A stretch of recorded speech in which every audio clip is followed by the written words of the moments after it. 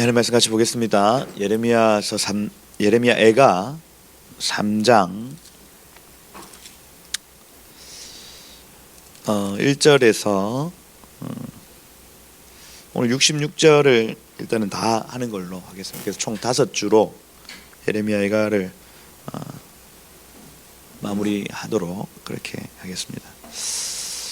애가서 계속 보는데 제가 하여튼 이게 힘들어서 안 되겠어요. 이게 무너지는 얘기입니다. 무너지는 얘기고 도성이 무너지는 얘기, 우리의 마음이 무너지는 얘기. 그래서 이 어떤 삶을 통과함에 있어서 굉장히 힘듭니다. 힘들고 말씀을 통과하는 것 자체가 굉장히 힘들고 그래서 이 속에 있는 어떤 아픔 또 주님과의 헤어짐 이런 것들이요 다 느껴져요.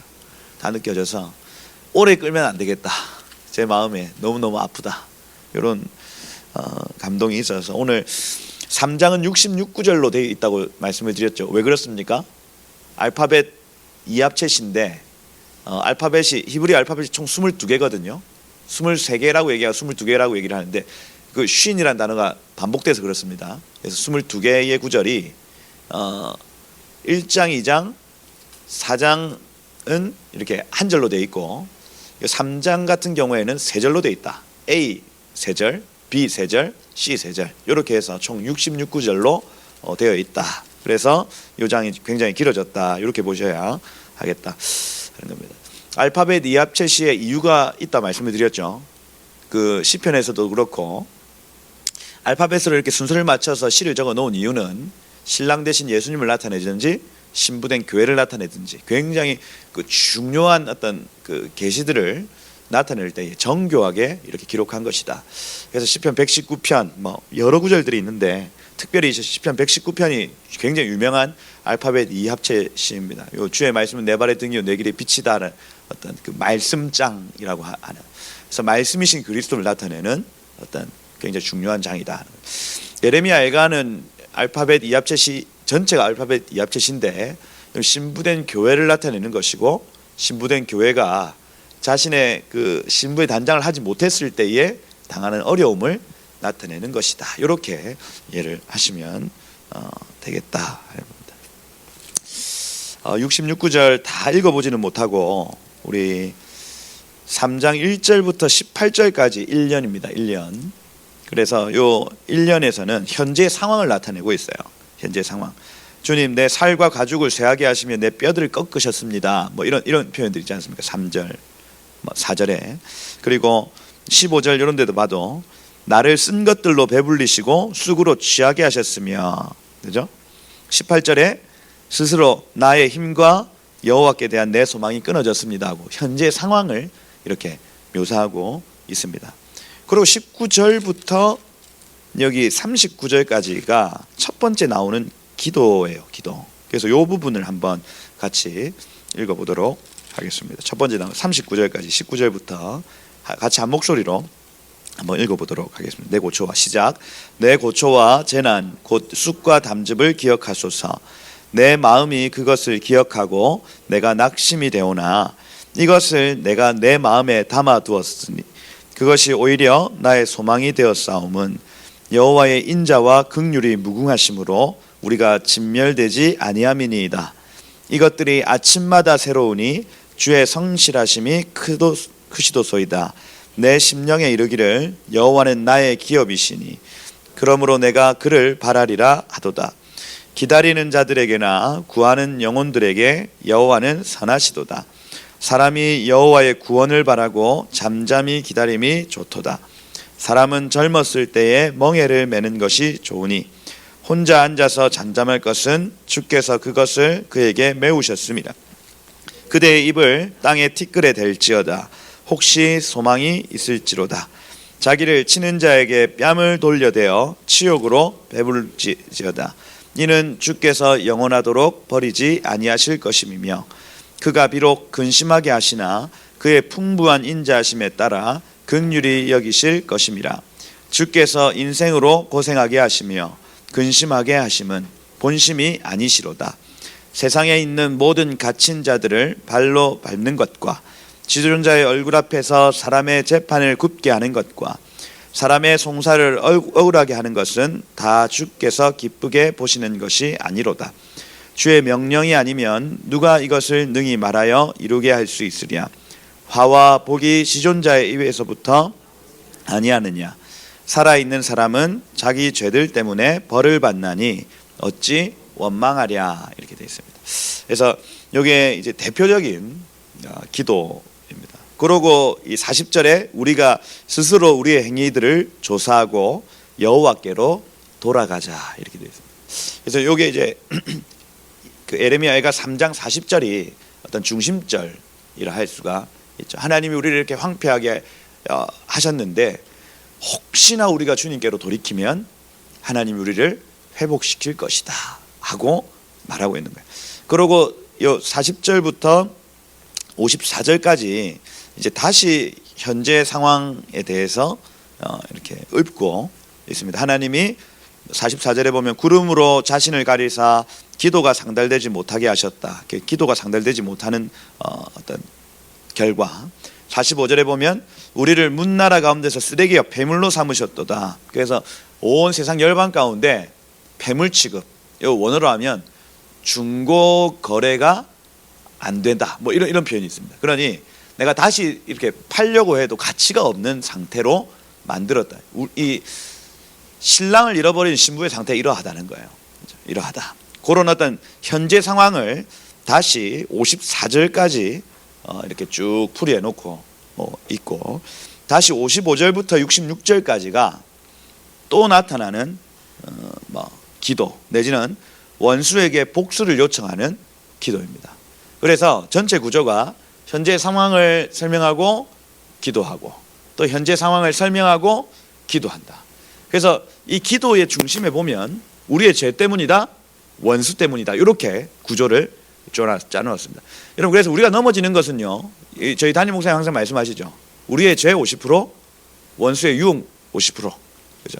그래서 이 두 가지 때문에 우리 새 예루살렘 성이 이루어지지 않는다고 이 예레미야 3장은 기록하고 있는 거예요. 다시요. 지금 현재 상황과 내가 지은 죄 때문에 당하는 여러 고난들이 지금 있습니다. 그게 왜 왔는가에 대해서 첫 번째 기도문에서는 우리의 죄 때문이고 이거 돌이키면 된다라고 얘기를 하고, 두 번째 원수 때문이고 주의 원수를 박살내 주십시오 하고, 여기 55절부터 66절까지 기록하고 있더라 하는 겁니다. 전체 구조를 제가 지금 짜드렸습니다. 그래서 요거를 기억하시면 예레미야 애가가 그렇게 어려운 책이 아니고, 이 지금 성이 무너졌구나.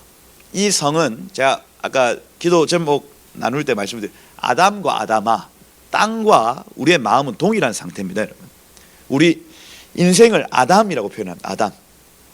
이 아담이 하나님께 축복을 받을 때는 촉촉하고 번성하고 만나는 사람들마다 연결되어지고 막 이렇게 번영되어지는 복이 있습니다. 하나님이 우리와 함께 하시면. 아담아 역시도 마찬가지입니다, 여러분. 그래서 하나님의 아들들이 그 땅에 가득하기 시작하면 땅이 축복받습니다. 땅이. 그래서 예배하는 자들의 발걸음이 굉장히 중요해요. 예배하는 사람들이 그 땅에 가서 그 땅을 위해서 축복하고 예배할 때에 땅이 변화되어지는 겁니다. 땅이 번영의 땅으로 바뀌도록 되어 있습니다. 여러분, 한반도 내지는 한국이, 북한을 보시거나 여러분 남한을 보시면 딱 알 수 있습니다. 한국이 하나님을 섬기는, 여러분 과거에 김포공항에 비행기가 내릴 때에 빨간색 점이 굉장히 많이 있는 걸 보고 가만 내려서 보니까 전부 십자가예요. 전부 십자가. 그죠? 밤에 서울의 야경을 보면 그 당시에 불이 켜져 있는, 그 빨간색 불이 켜져 있는 게 가득했다고. 밤마다 산 골짜기에 저 해변가에 하나님께 부르짖는 기도의 소리들이 막 넘쳐났다니까요. 여러분, 이 땅이 어떻게 번영되었는지를 보셔야 됩니다. 땅이 축복받고 쌀이, 그죠? 정부미, 요새 정부미는 먹지도 않잖아요, 우리가. 그죠? 쌓아놓는 정부미. 왜 그렇습니까? 쌀이 남아 돈다는 얘기예요. 남아 돈다. 그렇게 축복된 땅으로 바뀌어 있습니다, 여러분. 본래 우리 땅이 그러한 땅이 아니었어요. 2층 이상, 3층 이상 되어지는 건물이 서울에 몇 개가 없었다니까요. 전부 다 초가지붕에, 그죠? 부뚜막 떼고 살았다. 부뚜막 떼고.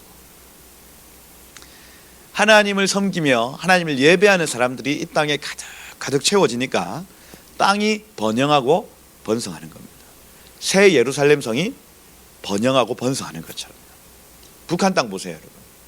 본래 평양이 이 동방의 예루살렘이었습니다. 그 원산이 그 당시에 최초로 부흥이 있었던 장소입니다, 여러분. 동쪽 끝, 서쪽 끝에서 어마어마한 하나님을 예배하는 소리들이 막 가득했던 땅이었다고요. 그런데 지금 보십시오. 황폐해도 그렇게 황폐한 땅이 없습니다. 나무 한 그루가 산 위에 있지 못하는 상황이 됐다니까요. 왜 그렇습니까? 예배가 끊어져서 그렇죠. 예배가. 하나님의 아들들이 끊어져서 그렇습니다. 여러분, 아담과 아담아, 이걸 여러분 꼭 기억하시는. 우리 사람의 몸의 거의 98%가 동일한 그 흙과 동일한 성분으로 되어 있습니다. 그러면 하나님이 은혜를 주셔야만, 하나님이 우리와 함께 하셔야만 우리는 번영할 수 있는, 땅을 보면서 알 수 있는 겁니다. 땅을. 하나님이 축복해 가시고 은혜를 주셔야만 땅이 번성하는 것처럼 우리의 심령이 하나님이 개입하시고 은혜를 주셔야만 번영할 수 있다. 새 예루살렘 성이 가꿔질 수 있다. 여기에 잊어버리면, 신랑 되신 그분을 우리가 잊고 살면 우리의 삶에 황폐함이 찾아오더라. 이 황폐함은 원어로 하면 완고함이요 고집스러움입니다. 고집스러움. 사람이 하나님의 임재를 누리지 못하면 가장 먼저 나타나는 현상이 뭐냐? 고집입니다. 고집. 안 바뀌어요. 안 바뀝니다, 여러분. 안 바뀌어요. 두드려 맞아도 안 바뀝니다. 안 바뀌어요. 하나님의 임재를 잃어버린 사람의 첫 번째 특징이 뭐라고요? 고집이라고요. 고집. 안 바뀝니다. 자, 하나님의 임재를 충분히 누리는 사람들의 특징이 뭐냐면 잘 바뀝니다. 심지어 어린 아이의 음성에도 무릎 꿇고 회개할 수 있다.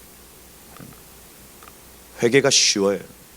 하나님의 임재가 촉촉하게 적셔진 사람들은 회개가 툭 튀어나옵니다. 이 회개란 말은 다른 말 아닙니다. 미안합니다 하는 말입니다. 내가 미안해 하는 말이 먼저 나온다고요. 먼저.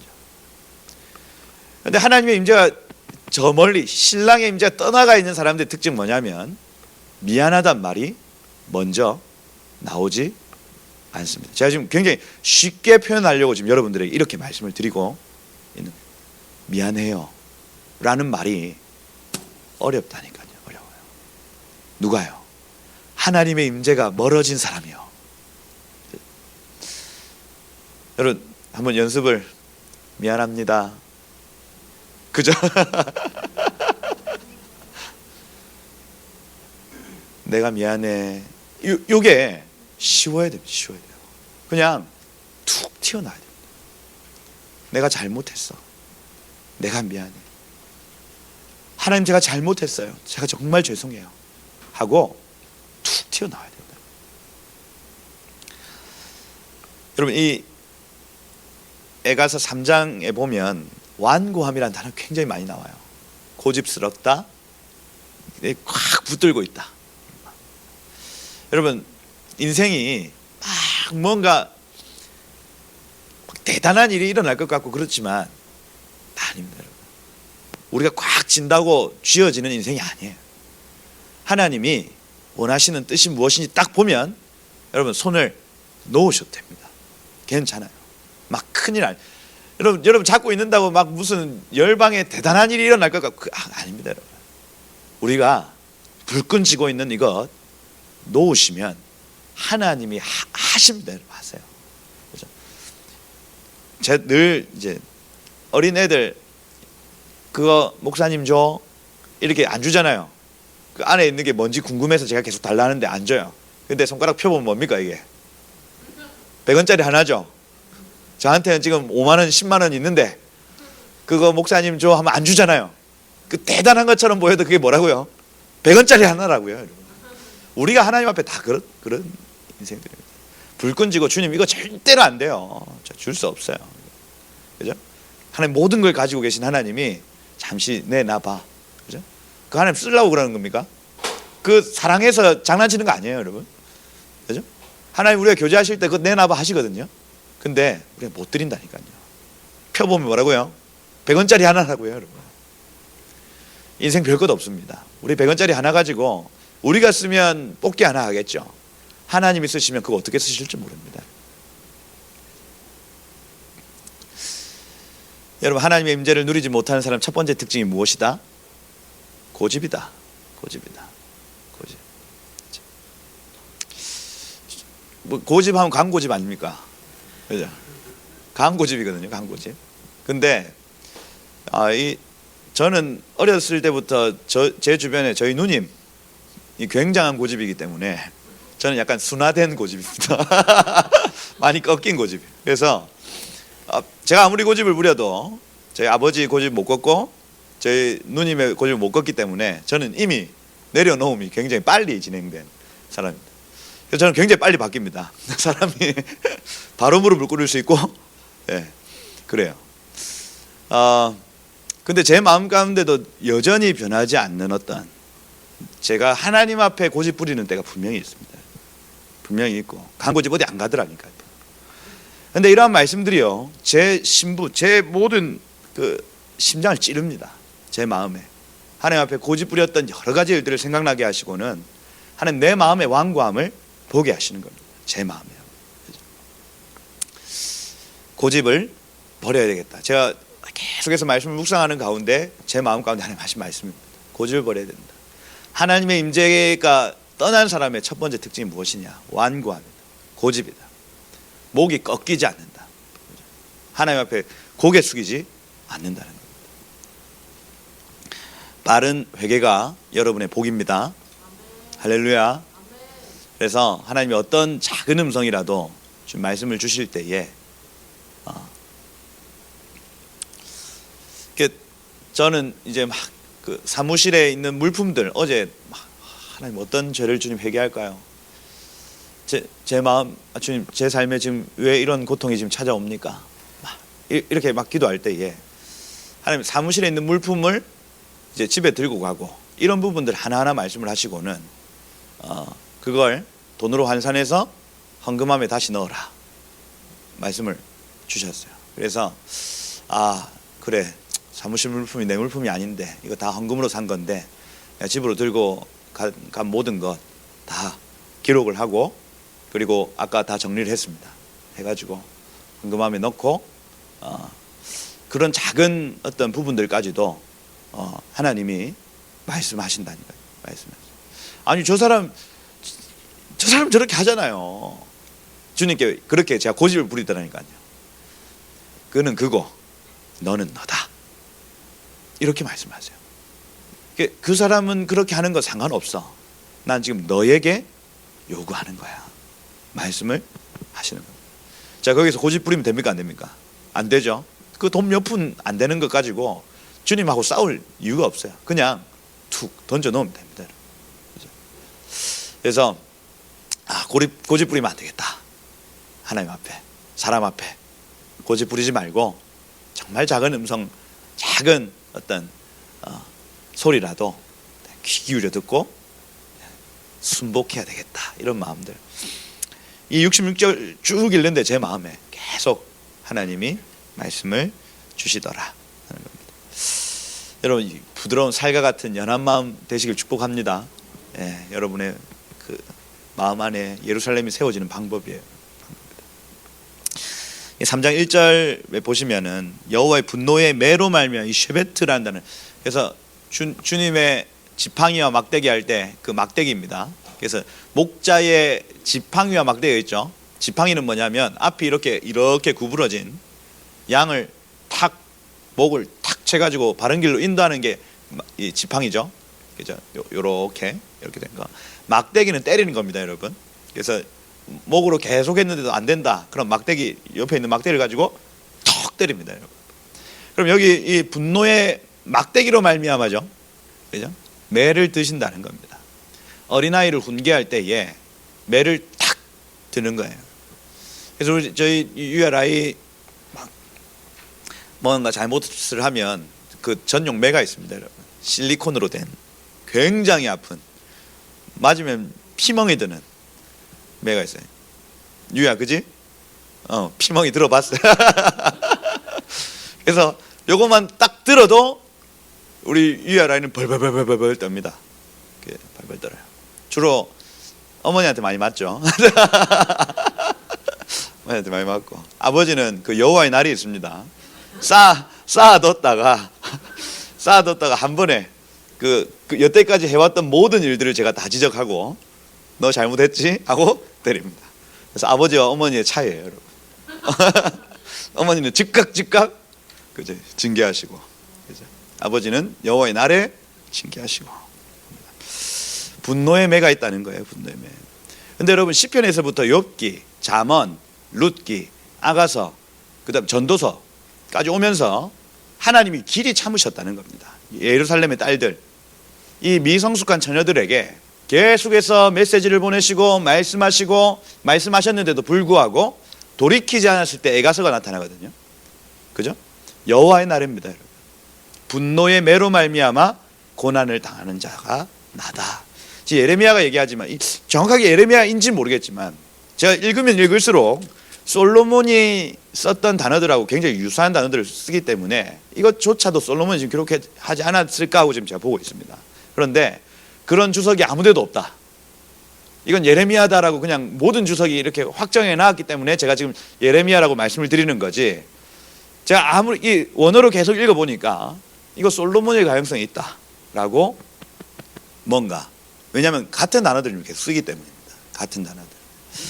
그래서 고난당하는 자는 지금 나로다 하고, 이 쓴 사람이 이 하나님의 임재가 떠나가고 이 하나님이 떠나가실 때 오는 고통들을 지금 묘사하고 있는 거예요. 묘사하고 있다. 우리죠. 우리입니다. 지금 단순히 예루살렘 성이 무너진 어떤 이스라엘 백성들의 노래가 아니라 우리의 심령에 무너진 하나님의 도시, 하나님의 마음, 그걸 지금 아파하는 사람의 노래인 겁니다.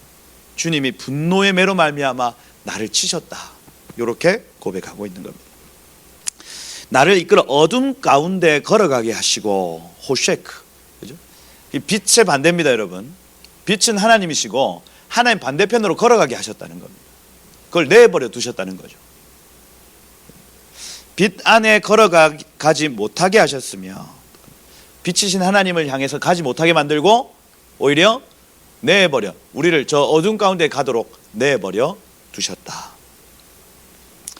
종일토록 손을 들어 자주자주 나를 치는도다. 여러분, 하나님이 내버려 두시면 우리는 어둠으로 달려갈 수밖에 없는 존재들입니다.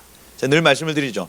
제가 목사 생활 안 하고 내가 교회를 안 나오겠다 결정하고 한 달에서 2달 정도 지나면 저는 예전에 강성민 목사로 보일 수 없을 만큼 피폐해져 있을 겁니다. 저 이제 찾지 마세요 하고 제가 어디론가 가면 제 삶이 막 영화롭게 될 것 같죠? 아닙니다, 여러분.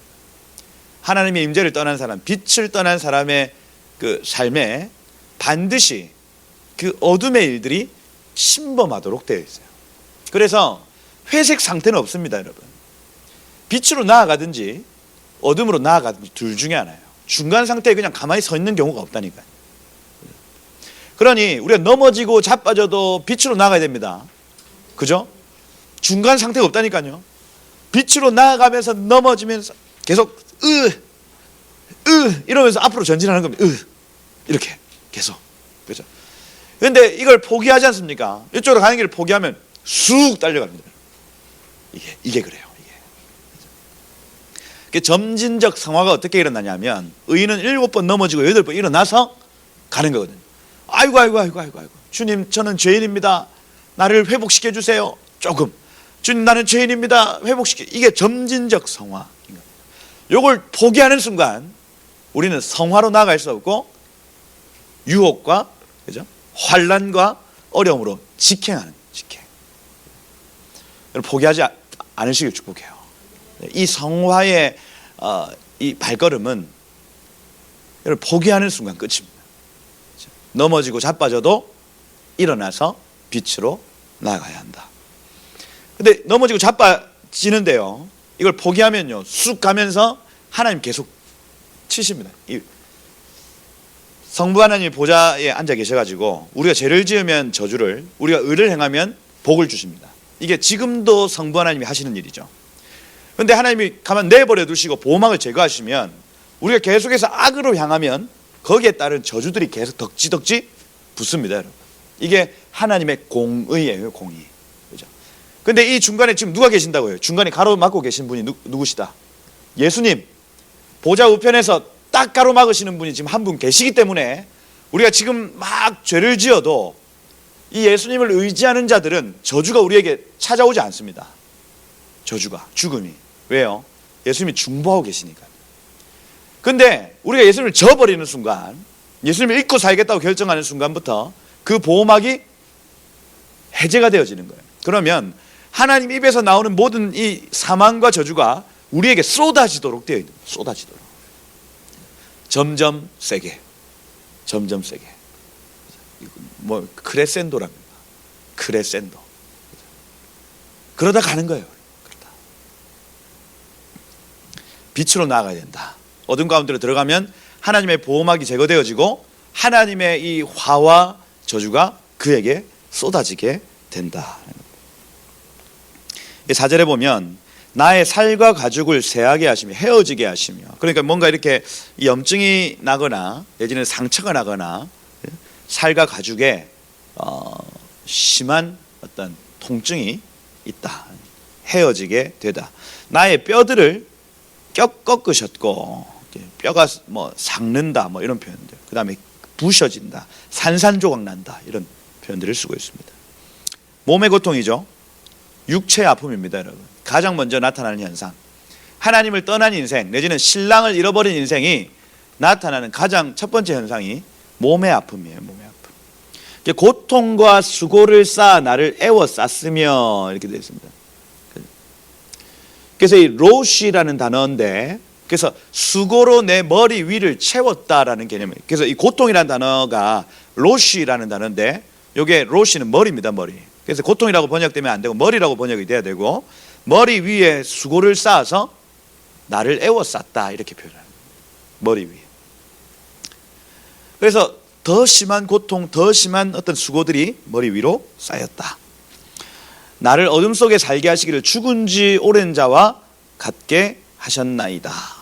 그래서 마치 죽은 것처럼, 저 어둠 가운데 달려나가기 시작하면 마치 죽는 것처럼 아이고 죽겠다, 아이고 죽겠다, 아이고 죽겠다 하는 그 고백이 계속 나오는 겁니다.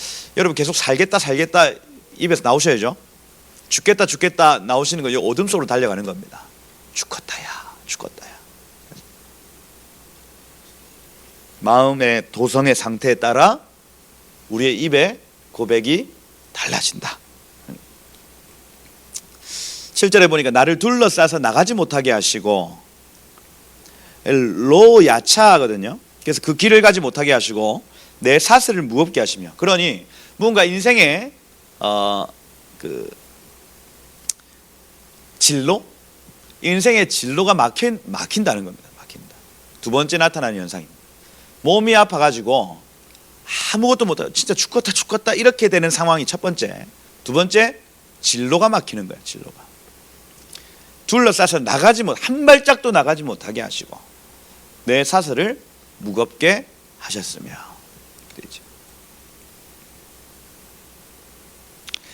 어제까지 이걸 약간 느꼈습니다. 어제까지 제가 월차를 어제 내고 아이들하고 이제 데리고 여행을 간다고 갔는데, 출발하기 전, 그러니까 주일 저녁에 출발했는데 전부터 아내 배가 아프다고 계속 체했다, 맨 처음에 체했다 얘기를 해가지고 막 두드리고 막 해서 갔어요. 갔는데 거기서 내내 막 이러고 다녔습니다. 그래서 지금 실려갔습니다. 그래서 아마 맹장이 아닌가 싶은데, 그래가지고 이따가 뭐 가봐야 될 것 같은데, 저희가 계획했던 모든 것들이 안 되는 거예요. 안 되고 한 발짝도 나가지 못하게 하시고, 이 얘기가 어제까지 저의 어떤 상황이었습니다. 우리 재밌게 한번 가보자. 한 9월 달부터 벼르고 벼라서 이렇게 딱 했는데 하나님이 은혜를 베풀지 않으시니까 한 발짝도 움직이지 않는 거예요. 이렇게 보면서 이게 무언가 앞을 가지 못하게 하시고, 그죠? 몸이 아프게 하시고, 제가 이 3장을 읽으면서 이거 통과하는구나 지금. 하나님이 정말 작은 죄에도 아파하도록 우리 가정을 지금 통과시키는구나 하고 제가 어젯밤에 이걸 막 가슴을 에워싸면서 제가 읽었습니다. 에워싸면서 야, 정말 하나님이 은혜를 베풀지 아니하시고 내 삶에 죄가 여전히 남아있으면 인생이 울 수밖에 없는 인생임을 제가 느꼈어요. 한 발짝도 못 나가게 하신다니까요. 여러분, 음식을 먹을 수 있는 게 은혜입니다. 그죠? 이거 다 은혜입니다, 여러분. 숨 쉬는 거 은혜고요. 그죠? 마스크 계속 하고 다녀보세요. 얼마나 답답합니까? 숨 열심히 쉴 수 있는 게 은혜예요.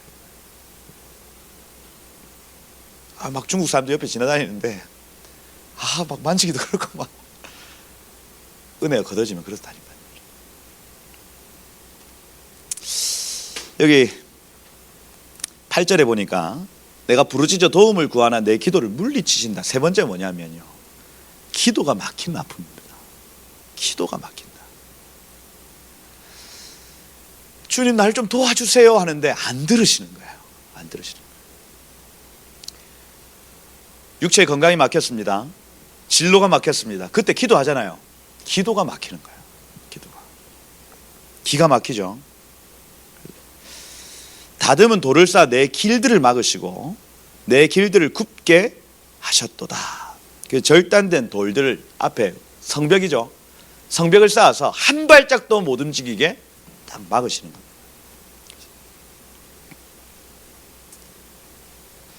그 10절에 보니까 그는 내게 대하여 엎드려 기다리는 곰, 은밀한 곳에 있는 사자 같으사 나의 길들로 치우치게 하셨으며, 이 나의 길, 이 데렉인데 데렉 키, 그래서 내가 가야 될 길들입니다. 거기를 가지 못하게 하시는 거예요. 내가 가야 될 나의 사명의 길, 나의 어떤 정로, 거기를 빗나가게 하시며 내 몸을 갈기갈기 찢으시며 나를 적막하게 하셨도다. 이 샤멤이라는 단어는 황폐함입니다. 황폐함, 사막의 황폐함을 의미합니다. 그리고 이런 상태가 지속되면 어떻게 되냐면 우리 마음이 황폐해져요. 바싹바싹 메마릅니다, 여러분. 그래서 하나님께 회개하지 않는 사람은요, 이 황폐한 마음에 굳어진다니까요. 굳어져요. 그냥 황폐한 상태에서 굳어짐으로 더 이상 하나님이 찾아지지도 않는 상태가 된다는 거예요.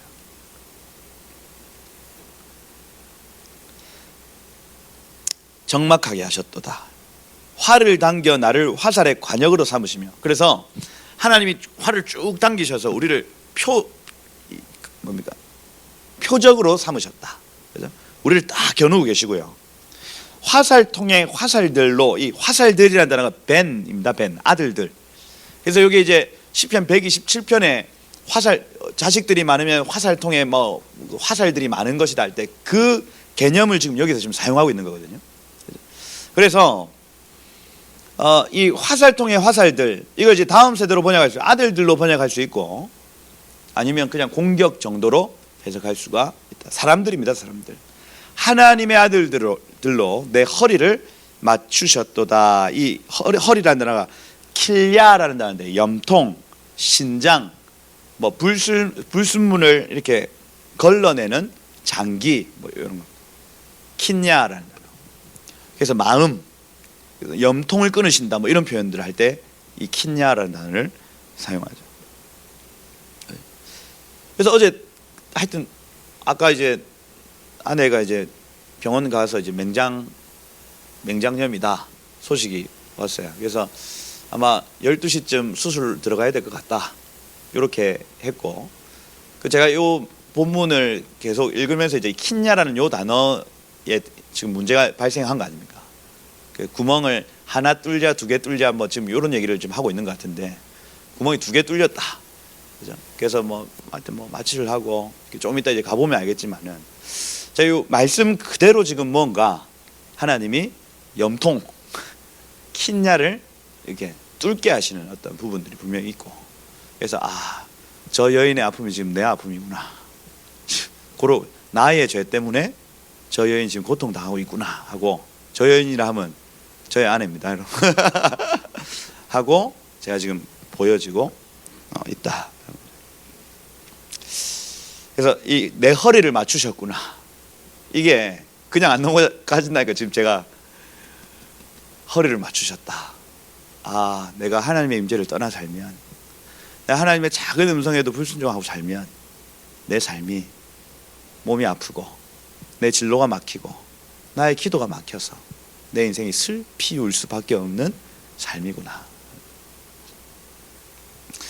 이 이스라엘 백성들이요, 이 에가서를 읽으면서, 이 아부월 9일날 읽거든요. 성전 파괴일에 읽습니다. 근데 이 사람들이 눈이 가려져 가지고요, 자기 얘기를 못 들어요. 그냥 우리 옛날 조상들이 살아갈 때 성전이 파괴됐었지, 요렇게 봐집니다. 그 모든 주석들조차도 그렇게 풀이를 한다고요. 근데 이게 여러분 우리의 삶의 얘기라니까요. 우리의 삶에 하나님을 멀리 떠나 내지는 하나님의 음성을 따라 살지 않는 삶이 당할 고통인 거예요.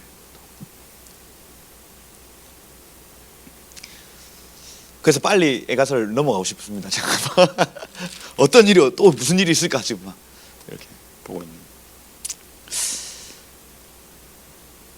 여러분, 혹시나 우리 인생 가운데 이러한 어려움들이 있을 때는 빨리 돌이키시는 것이 중요합니다. 빨리. 정말 작은 죄라도. 저 사람 더 큰 죄를 지었는데요, 안 해도 됩니다. 하나님이 나에게 요구하시는 작은 요구들이 있습니다.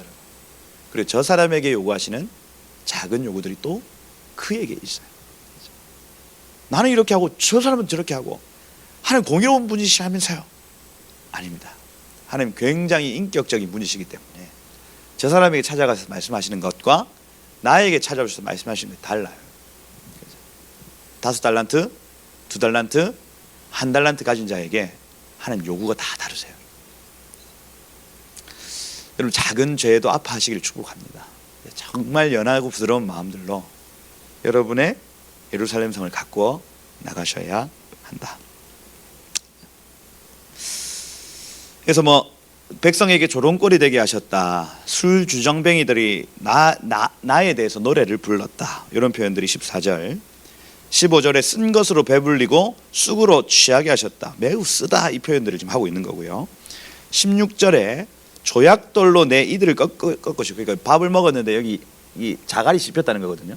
칵 씹어서 이가 깨어진다는 개념입니다. 그러니까 내가 뭔가를 먹어도 칵 해서 이가 깨지고, 지금 행복한 순간입니까? 불행한 순간입니까? 불행하죠. 그죠? 이 떼운 것, 아말감 떼운 것, 뭡니까? 그죠? 씌워 놓은 게 깨지고 막 이런 상황이에요. 지금 이런 상황이다. 죄로 나를 덮으셨도다. 뭔가 슬픈 상황이라는 겁니다. 죄로 덮는다는 거 하는 것은요. 내 심령이 평강에서 멀리 떠나게 하시니, 그죠? 거절되었다. 샬롬이 나를 거절했다. 원어로 하면 이렇습니다. 하나님의 샬롬이 나를 거절하고 내가 복을 내어 버렸으며, 그러니까 이 토브를 나샤, 잊고 살았다, 이렇게 되어 있습니다.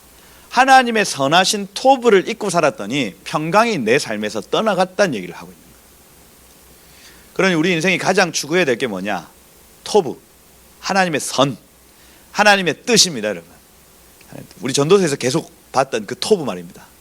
하나님의 때와 하나님의 뜻이 있는데 그게 토브예요. 토브. 그걸 날마다 보면서 사는 삶, 그 삶을 잊고 살면 하나님 평강이 우리에게서 떠나간다. 그래서 하나님이 저희에게 요구하셨던 지난 3일에 때와 뜻이 있었겠죠. 그런데 제가 그 뜻을 떠나, 그 때를 떠나, 하여튼 돈이 아까워서 이런 표현, 돈이 아까워서 갔단 말이에요. 그죠? 그런데 하나님이 이걸 가만 내버려 두신다, 안 두신다? 안 두신다. 수수료 이런 거 아까워가지고 포기할 수 없어. 간다. 배가 아파도 간다. 그죠? 갔더니 아무도 할 수 없는 상황. 그러니 제가 이거 하나님의 뜻, 하나님의 때가 굉장히 중요해요. 이걸 한마디로 하면 토브인데, 좋은 것, 선한 것, 하나님의 뜻만이 선합니다. 하나님의 때만이 선해요. 그죠?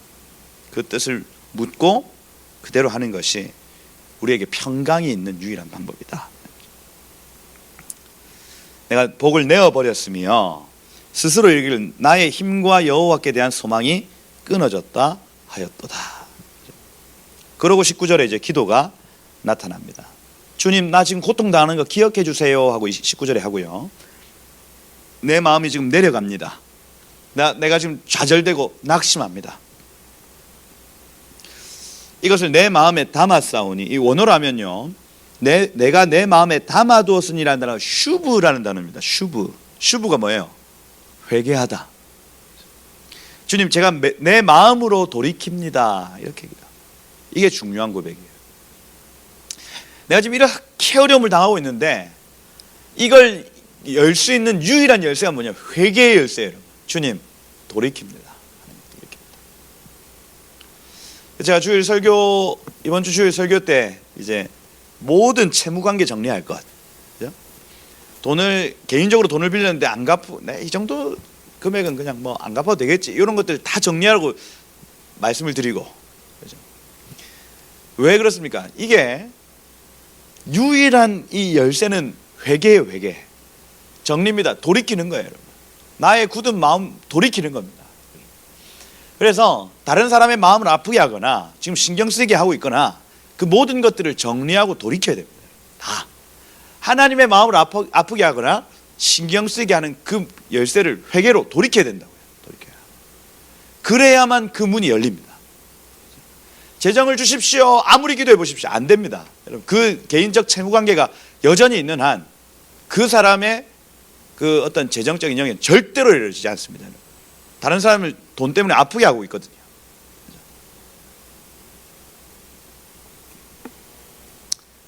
제가 이 원리를 저희 아버지가 중동 사우디 갔다 와가지고 번 돈을 저희 이종 하여튼 큰아버지 되신 분한테 다 갖다 드렸어요.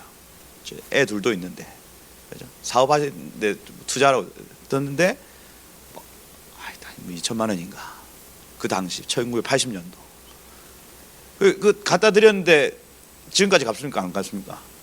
안 갚죠. 그죠? 그 당시에 막 음마 아파트가 뭐 얼마, 그분이 그럼 잘 돼야 되는데 잘 됩니까? 쫄딱 망해가지고 저희보다 더 못 살고 있죠. 제가 그걸 보면서 이거 분명하다. 아무리 하나님께 주여 나에게 재정을 주십시오라고 기도를 해도 왜 복이 안 흘러오냐면, 돈 때문에. 저희 아버지가 괜찮습니다, 저는 안 갚아도 됩니다, 이렇게 하셔도 마음속에 어떨까요? 아픔이 있죠. 내 돈을 가져가신 분 용서는 했어요. 근데 마음에 여전히 그분을 딱 만나면 내 돈을 가져가신 분, 이렇게 마음에 있을 거 아닙니까? 그죠? 하나님 다 보고 계시는 거예요. 이게. 그죠? 하나님이 그 문을 열어 주셔야만 재정의 복이 흘러오는데 안 되는 겁니다. 그럼 생명수 교회가 재정의 복을 막 선포하죠. 왜 안 됩니까?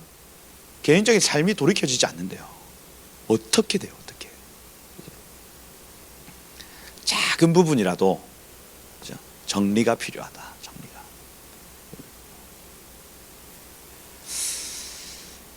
그래서 이것을 내가 내 마음에 담아둬서 내가 내 마음으로 회개하였사오니, 이게 열쇠입니다. 키다. 천국의 문을 여는 키다. 회개다. 하나님의 뜻으로 향한다. 돌이킨다. 그것이 나에게 소망이 되었습니다. 21절. 여호와의 인자와 긍휼이 무궁하심으로. 여러분, 이건 하나님의 이름, 여호와로라 여호와로라. 출애굽기에서 하나님이 당신께서 선포하신 이름입니다. 여러분, 인애와 긍휼이 풍성하다. 그 이름을 근거로 기도하기 시작합니다. 하나님, 나를 용서해 주십시오. 제가 주님 앞에 회개합니다. 당신은 인자와 긍휼이 많으신 분이십니다. 기도하는 겁니다. 하나님, 우리를 향한 주님의 눈은 사랑이시죠. 우리가 회개하고 돌이키면 그 사랑의 단비가 우리를 적시도록 되어 있습니다. 근데 제가 오늘 아침에 저기 딱 앉았는데, 사랑한다 아들아 내가 너를 잘 아노라, 그 찬양이 딱 듣는 순간, 회개도 하나님이 날 사랑하셔서 내가 회개가 되는 거구나, 이걸 제가 확 부어지더라니까요. 죄를 지었습니다. 근데 입술로는 회개해요. 하나님, 나를 용서해 주세요. 왜요? 맞을까봐. 당장 내일 막 뭔가 일어날까봐. 주님, 나 용서해 주세요. 저 잘못했습니다. 저 다시는 안 그럴게요. 죄송합니다. 회개합니다. 근데 여기 입술에 머물죠. 이거 경험해 보셨습니까? 회개가 입술에 머무는 거 경험해 보셨어요? 마음으로 회개가 안 됩니다. 그런데 내일 당장 무슨 일이 일어날까 봐 하나님 나 용서해 주세요. 진짜 잘못했습니다. 다시는 안 그럴게요. 좀 용서해 주세요. 미안합니다. 알겠죠? 하나님 응답 없죠. 근데 이게 통회하는 마음으로 회개가 터져 나올 때가 있어요. 요것도 경험해 보셨죠? 입술로 회개하는 회개 말고 속에서 확 올라올 때가 있습니다. 근데 그 회개가 언제냐? 하나님이 단비를 주실 때. 내가 너 사랑해. 사랑해. 사랑해. 지금 저 이런데요? 하면서 속에서 확 터져 올라옵니다. 저는 이런 사람인데 하나님, 제가 이렇게 주님의 마음을 아프게 했는데 지금 저를 사랑하신다고요? 터져 올라오는 거예요. 터져 올라오는. 베드로가 고기 잡고 있었습니다, 여러분. 예수님이 오라 하세요. 이 물가로 나온다. 그러고 깃방망이 때렸습니까? 아니죠. 오라 해가지고 아침밥을 지어주시네. 아침밥 지어주시는 게 이게 사랑이죠. 와서 깃방망이라는데 우리가 네가 어떻게 내한테 이럴 수 있어? 막 때리면 속이라도 시원하잖아요. 그죠? 그래도 주님 날 찾아오셔서, 근데 오셔서 생선을 구워주시면서 피타빵, 그죠? 빵을 구우시고 생선 구워주시고 그 고등어 케밥 이렇게 만들어주시는 거예요. 먹어라. 그죠? 이 예수님이 찾아오셔서 하시는 그 사랑의 표현들 안에서 베드로가 울컥 했을 겁니다. 너 나 사랑하니? 이 물음의 전제가 뭡니까? 내가 널 사랑하는데 너 나 사랑해? 이거 아닙니까? 예수님이 내가 널 사랑해. 넌 나 사랑하니? 물으시는 겁니다. 거기에서 터졌죠. 베드로 터졌습니다. 처음에는 내가 주님 사랑하시는 주께서 하십니다. 내가 사랑을 주께서 하십니다. 터져버립니다.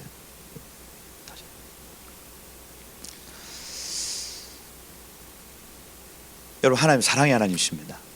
그리고 여러분을 포기하지 않으실 거예요. 사랑한다 아들아, 사랑한다 내 딸아 하고 오늘도 찾아오셔서 우리 강팍한 10년 가운데 말씀하신 하나님이시라고요. 아니, 이 찢어 죽일 만한 이 죄인도 지금 사랑하신다고요 하고 우리 속에서부터 회개가 터져 나오는 겁니다. 그게 천국의 문을 여는 열쇠가 되어지더라. 이것들이 아침마다 새로우니 주의 성실이 크시도소이다. 여러분, 아침에 눈을 뜨면 주님 사랑하신대요. 아침에 눈을 뜨면 주님 사랑하신대요. 사랑한다, 사랑한다. 아침마다 신선한 사랑과 신선한 햇새으로 우리를 채워주신다는 겁니다. 그것이 믿을만하고요. 그 굉장히 믿을만하고 변하지 않는다. 근데 이 사랑이 끝끝내는 끊어지는 순간이 있대요. 이게 여호와의 날입니다. 그 전에 주님께로 돌이킬 것 말하는 겁니다. 내 심령이 이르기를 여호와는 나의 기업이니 그러므로 내가 그를 바라리라. 기다리는 자들, 구하는 영혼들에게 여호와는 토부, 선하시다. 사람이 여호와의 구원을 바라고 잠잠히 기다림이 좋도다. 이 침묵과 고요 가운데 기다리는 것. 그죠? 젊었을 때 멍에 매는 것 좋으나 토부죠, 토부. 그래서 젊었을 때에 하나님의 멍에를 매는 것, 그리고 이 모든 일들을 겪으면서 하나님께 달싹 달라붙는 것이 젊었을 때 이루어지는 것이 좋다 하는 거죠. 혼자 앉아서 잠잠할 것은 주께서 그것을 그에게 메우셨습니다. 그래서 여러분, 이 모든 건 여정입니다. 여러분의 실패조차도 여정입니다. 여러분, 죄의 넘어짐조차도 여정이에요. 괜찮습니다. 주님의 그 온전하심으로 달려갈 수 있는 좋은 시간이 되어질 겁니다. 그래서 여러분, 넘어져도 이걸 추구하셔야 됩니다. 이 길을 추구하셔야 돼요. 29절에 보니까 그대의 입을 땅에 티끌에 댈지어다. 이거 엎드려 절하는 것을 의미합니다. 그래서 샤카크, 그죠? 엎드려서 얼굴을 땅에 대는 것, 완전히 부복하는 것을 의미해요. 이렇게 하면 혹시나 소망이 있을 것이다. 하나님이 여러분, 얼굴에 땅에 댄다고 하는 건요, 내가 티끌과 같은 자라고 고백하는 겁니다. 얼굴을 여러분 땅에 대면 먼지가 다 묻습니까? 안 묻습니까? 묻죠. 그러면 기분이 좋습니까? 안 좋습니까? 안 좋아요. 그럼 이걸 딱 땅에 대면서 더러워. 목사님 왜 이런 걸 시켜가지고 이렇게 한단 말이에요. 근데 그때에 내가 이 더러운 자구나. 내가 주님 앞에 이렇게 보잘것없는 자, 먼지와 같은 자구나. 나는 더러운 자구나. 고백하기 시작하면 혹시나 주님이 우리에게 소망을 주신다는 겁니다. 실제로 한번 엎드려 보십시오. 이게요, 단순히 영으로서 엎드립니다 이게 아니고 내 마음으로 엎드립니다 이게 아니라 정말로 우리 얼굴을 땅에다 딱 갖다 대면 더러. 내가 더러. 이렇게 되는 겁니다. 내가 더러. 그렇게 겸비한 마음으로 주님 앞에 나아가면 주님이 우리를 혹시나 회복시켜 주실 것이다. 땅에 입을 대라. 그 다음에 자기를 치는 자에게, 뺨을 치는 자에게 너 가서 네 턱을 대라. 그리고 치욕으로, 비난과 치욕으로 배불려질지어다. 이렇게 되죠. 그래서 죄를 덮어쓰고 비난과 치욕으로 나아가서 그렇게라도 회개를 하라는 거예요. 네 마음을 돌이키고 네 길을 돌이키는 것이 맞다.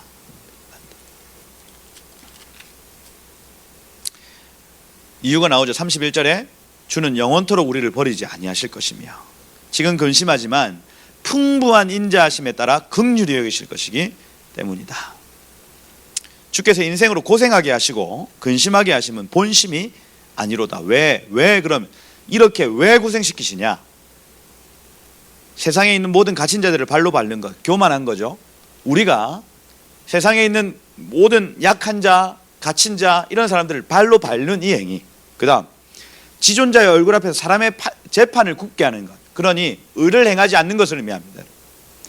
이건 어떤, 여기에서 제가 솔로몬의 그 흔적을 알 수 있는 것이, 이 사람 지금 개인의 고백인데 사람을 재판하는 자리에서 내가 재판을 굳게 했던 일들을 회개하는 겁니다. 지금. 그럼 뭐냐면 예레미야가 재판장이었든지, 아니면 솔로몬이 이런 표현을 자주 하거든요. 자기의 죄를 고백하면서 내가 재판을 공의로 하지 못한 것에 대해서 하나님 앞에 회개하는 내용이 굉장히 많습니다. 그러니 여기에서 지금 솔로몬의 흔적이 있다니까요. 솔로몬, 자기 개인적인 죄의 고백이에요. 지금 이게. 그 다음에 36절에 보면 사람의 송사를 억울하게 하는 것, 이건 재판관입니다. 재판관, 왕, 재판관입니다. 성문 앞에서 재판을 하는 사람의 죄입니다. 다시 말해서 이건 개인적인 죄요. 우리가 우리의 사명을 감당함이 있거나 우리의 삶에서 여러 가지 이 반복적으로 넘어지는 죄를 지금 이 시인이 이렇게 표현을 해놓고 있다는 겁니다. 그러면 하나님이 왜 우리에게 지금 고생시키시냐? 우리의 죄 때문이다. 죄 때문. 그래서 저는 솔로몬이라 믿고 싶은데, 솔로몬은 이런 일들 때문에 자기가 고통당한다고 깨달았다고요. 목사는요, 목사 해야 될 일을 하지 않았을 때 그게 죄가 됩니다. 아버지가 아버지의 해야 될 일을 하지 않았을 때 그게 죄가 돼요. 남편이 남편으로서 해야 될 일을 하지 않았을 때 그게 죄가 되는 겁니다. 옳게 하지 않으면 죄가 되는 겁니다. 소홀히 하고 게을리하고 함부로 하면 죄라고 하는 거죠. 작은 부르심에도 여러분의 모든 것을 다해서 헌신하시길 축복합니다. 여기 지금 솔로몬, 예레미야는 자기의 업무에 관련해서, 그죠? 자기의 일에 관련해서 그 제대로 하지 못한 것에 대해서 회개하고 있습니다. 회개. 이건 다 주께서 기쁘게 보시는 것이 아니로다. 주님 말씀하지 않으시면 누가 이것을 말하게 이루게 하실까? 지금 이 모든 일들요. 화복이 지존자의 입에서부터 나오지 아니하느냐. 요게 성부 하나님의 포지션을 얘기하는 거예요. 화와 복이 그의 입에서부터 계속해서 발하여진다. 살아있는 사람은 자기의 죄들 때문에 하타 빗나가는 어떤 관역들 때문에 벌을 받나니 아무도 원망할 수 없다. 불평할 수 없을 것이다. 알겠습니다. 시간이 많이 됐네, 그죠?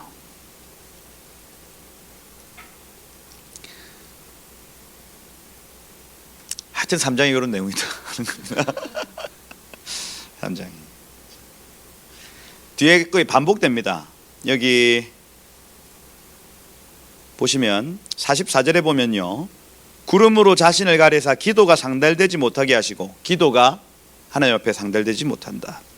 그 다음에 쓰레기와 폐물 삼으시고 할 때 이 폐물 취급, 그러니까 온 이방인들 사이에서, 언약 백성들이나 이방인들 사이에서 아예 그냥 C급으로 분류가 되어지는 일들. 그 다음에 46절부터는 대적들이 와서 약탈합니다. 우리의 모든 부르심과 우리의 모든 어떤 그 기업과 유업을 약탈하는 얘기가 46절부터 여기 54절까지 이렇게 나타나고, 53절, 54절은요, 여기 이제 원수들이 구덩이에 넣고 그 위에서 돌을 던졌답니다. 그런데 물이 내 머리 위로 넘치니, 마임이란 단어인데 피입니다. 피. 결국에는 물이 철철철철 머리에서부터 흘러가지고 이제 스스로 고백하기를 나는 이제 죽었다 이렇게 얘기할 때까지 이른답니다. 대적들이 구덩이에 넣어서 돌을 던져가지고 머리에 맞았나 봐요. 그래서 이게 하도 많이 나와가지고 물같이 나왔다는 겁니다. 물같이 나와가지고 아이고 내가 이제 이렇게 죽는구나 하는 고백까지 54절. 55절에 이제 이 구덩이에서 주의 이름 부른다는 거거든요. 똑같습니다. 기도하는 거예요. 기도. 내가 아이고 죽었다 하고 구덩이에 누워 있는데 이때 주님의 이름, 여호와의 이름, 그죠? 카라 쉔 야훼 이렇게 들어요. 카라 하면은 그 이름을 부른다. 쉔 이름, 야훼 여호와의 이름, 여호와야 하고 구덩이에서 피 철철 흘리는 상태에서 여호와 하나님 나 좀 도와주세요 하고 기도하는. 내 목소리 들리죠? 56절에 하나님 귀를 가리지 말아주세요 하고 기도하는. 근데 그때 음성이 들렸대요. 뭐라고요? Don't be afraid. 그죠? 두려워 말라. 그죠? 두려워 말라. 찾아오신 겁니다, 여러분. 응답이 왔어요. 그 구덩이 속에서 하나님 나 좀 도와주세요. 하나님 나 좀 도와주세요 하는데 하나님 찾아오신 겁니다. 괜찮아. 두려워하지 마.